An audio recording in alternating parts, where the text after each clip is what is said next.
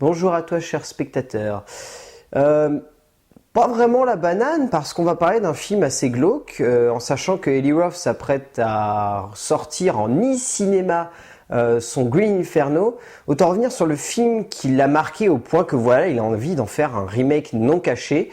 Cannibal Holocaust de Ruggero Deodato. L'histoire, c'est celle du professeur Harold qui part en Amazonie pour retrouver une équipe d'anthropologues qui ont disparu et dont il espère au moins retrouver les images. Il va les retrouver et il va découvrir quelque chose de particulièrement glauque. Ce film, beaucoup de gens le connaissent, très clairement, mais beaucoup de monde. Pas forcément parce qu'ils l'ont vu, mais parce qu'il est entré dans la légende pour être l'un des films les plus insurmontables à regarder. C'est vrai, mais pas forcément pour les raisons qu'on évoque généralement. Généralement, quand on parle de ce film, on dit c'est l'un des films les plus violents, les plus gratuits, les plus gore, les plus ceci, les plus cela de tous les temps. C'est loin d'être le cas, il y a des films bien plus gore et il y a des films bien plus violents que ce long métrage-là. Ce long métrage-là marque surtout par un ultra-réalisme prenant du début à la fin et surtout parce qu'il s'agit très clairement d'une œuvre profonde et d'une œuvre terriblement noire sur l'humanité. C'est ça qui fait l'essence même de ce long métrage, c'est ça qui fait l'essence même de la légende de Cannibal Holocaust. C'est parce que c'est un film qui a marqué les esprits et qui continue à les marquer aujourd'hui, parce que lorsqu'on regarde ce film, on se sent à la fin très mal. Pas très mal pour soi, on se sent très mal pour l'humanité en général. Et c'est là que provient l'essence même de ce film culte en puissance. C'est un très grand film, Cannibal Holocaust. C'est peut-être l'une des plus grandes œuvres humanistes qu'il y ait eu dans l'histoire du cinéma. C'est un film à l'ampleur humaniste absolument dingue. Il y a des thématiques qui sont brassées dans ce long métrage qui sont absolument folles et qui sont ultra ambitieuses pour le cinéma dont il s'agit. C'est du cinéma italien bis à la base. Et pourtant, c'est un long métrage qui est d'une ampleur émotionnelle et graphique absolument dingue. Absolument dingue. Au niveau du scénario, on a deux scénaristes. On a Giorgio Stegnati et Gianfranco Crelici. Ces deux scénaristes ont pondu l'une des histoires les plus folles et qui a influencé des générations de cinéphiles et de cinéastes. Eli Roth s'en a inspiré. Tarantino le compte parmi ses films cultes. Énormément de cinéastes comptent Cannibal Holocaust parmi les œuvres qui les ont les plus marquées. Ce n'est pas pour rien que Eli Roth a décidé de rendre hommage à son métrage, c'est parce qu'aujourd'hui encore, il faut rappeler ce que les deux scénaristes essayent de nous dire dans ce film.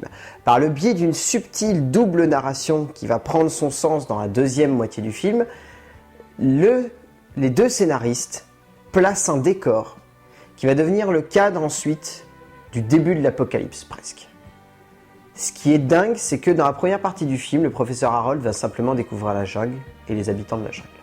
Il va avancer, on va le suivre, on va identifier des lieux, il va identifier des espaces, on va identifier un endroit pour qu'émotionnellement ensuite on soit imprégné de cet ensemble-là. Et que lorsque l'on arrive devant les images retrouvées de l'équipe d'anthropologues,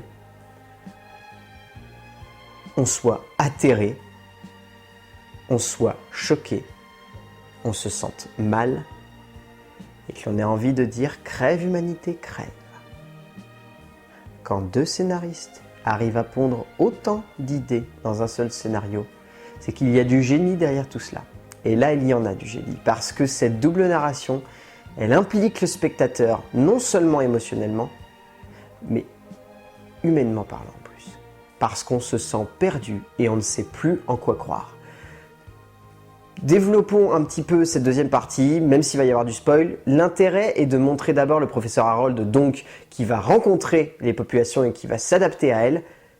La seconde partie, c'est littéralement un groupe de connards qui va foutre en l'air la jungle, qui vont la niquer et qui vont pourrir les habitants locaux.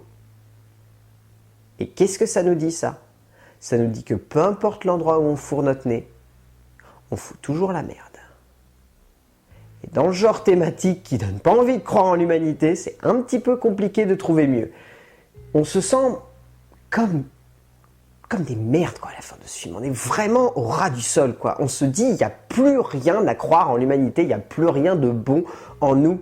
Nous sommes mauvais, nous sommes viscéralement mauvais, nous nous détruisons les uns les autres et nous n'avons aucun respect pour notre prochain. De ce point de vue-là, c'est des thématiques qui sont purement glauques et qui sont purement terrifiantes en tant que spectateur. D'admirer avec autant de viscéralité la déchéance de ce qu'on a d'humain au sein de nous, c'est profond et c'est purement glauque, c'est viscéral de voir ce genre de truc, c'est dingue. Et ça se ressent encore plus au niveau de la mise en scène, parce que Ruggero Deodato a eu ce parti pris, et pour la petite anecdote, il a rendu son film tellement réaliste, avec ce parti pris, que tout le monde a cru que l'équipe d'anthropologues était vraiment morte. Ça fait partie de la légende qui entoure de ce film, vous l'avez forcément entendu, Ruggero Deodato s'est retrouvé devant un tribunal accusé d'avoir tué son équipe, et il a appelé à la barre toute son équipe de tournage qui était supposée être morte, ça a fait rire tout le monde et ça fait partie de la légende du film. Au sein même du film, c'est superbe parce que ça rend le truc ultra viscéral donc, ça rend le truc surtout très glauque, parce que tous les effets sont tellement millimétrés et tellement intelligents qu'on a envie de tourner les yeux un bon paquet de fois dans ce film. Et ça devient très rare aujourd'hui au cinéma de oser tourner les yeux devant un long métrage. Même pas d'oser, juste de tourner les yeux. Ça devient tellement... On a tellement d'images glauques qui arborent le web, qui arborent tout ce qu'on connaît aujourd'hui en matière de technologie, en matière de médias visuels, que finalement, des fois, on se retrouve devant des images super glauques et on n'a pas envie de tourner des yeux parce qu'au final, on se dit « Oh, bah c'est du cinéma ». Devant ce film, les images devant lesquelles vous tournerez les yeux sont des images qui marquent. Et si vous essayez de les regarder, elles vous marqueront encore plus. Il y a une scène de viol qui est montrée au tout début du film où on voit une femme supporter un rituel parce qu'elle a trompé son mari. C'est l'une des scènes les plus violentes et les plus hardcore du cinéma. Elle est d'une intelligence profonde parce qu'au début, elle nous incite à dire « Qu'est-ce que c'est sauvage ?» Et on comprend petit à petit avec le film qui se déroule que les sauvages qui ont organisé tout ça, c'est nous. Génie à l'état pur. Parce que résultat, on a été manipulé par un réalisateur qui sait comment se servir du langage cinématographique. C'est ça l'essence même de Deodato. C'est de comprendre et de cerner comment mettre en scène son long métrage de manière élégante pour faire en sorte que plus le récit se déroule, plus on se rend compte que ce qu'on trouvait dégueulasse au début du film et ce qu'on trouvait immonde, eh ben c'est nous qui l'avons poussé à agir comme ça. Que dire de plus ? C'est du génie. Il y a quasiment aucun défaut dans ce film. Le seul défaut qu'on peut reprocher, c'est peut-être un côté trop viscéral.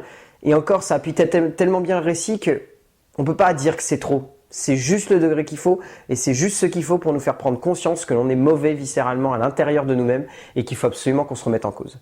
C'est ça l'essence même de ce film, c'est ça son génie de toute façon. Au niveau du casting, le casting à l'époque, c'était pas forcément des gueules très très connues du cinéma, et c'était ça l'intelligence du film. On retient surtout Robert Kerman dans le rôle du professeur Harold, qui est vraiment très très bon. Et au niveau de l'équipe du tournage, Francesca Ciardi, Peri Pirkanen, Luca Barbarecki et Salvatore Basile. Ces quatre acteurs-là, ils sont parfaits dans le film parce que au moment où ils interviennent, donc dans la seconde partie, on a envie de s'attacher à eux parce qu'on se dit ils sont morts. Et il y a une très très jolie intelligence de faire en sorte qu'on les déteste, et ça c'est très très bien fait. Les quatre acteurs arrivent le camper avec très bonne justesse, et celui qui joue le professeur Harold, il est magnifique. Robert Kerman, il est superbe, il implique le spectateur avec beaucoup de justesse au cœur du récit, et ça nous fait réfléchir à énormément de choses, et ça c'est très élégant de la part d'un acteur, c'est très très bien. Donc voilà, Cannibal Holocaust. Alors, oui, c'est un immanquable, mais pas à mettre devant tous les yeux, clairement. C'est un film qui est tellement glauque, tellement viscéral, tellement intense, tellement profond, tellement dur à supporter, qu'il faut une bonne dose de repos et beaucoup de recul sur le film pour arriver à le regarder. Donc oui, regardez-le, absolument. C'est un film qui est très intelligent, qui est profond, qui est réflexif, qui est superbe, mais pas à n'importe quel moment. Faites bien en sorte de le regarder au moment où il faut et au moment où vous vous sentirez psychologiquement capable de regarder ce film, parce que Cannibal Holocaust de Ruggero Deodato, ce n'est pas n'importe quel film, c'est un film choc.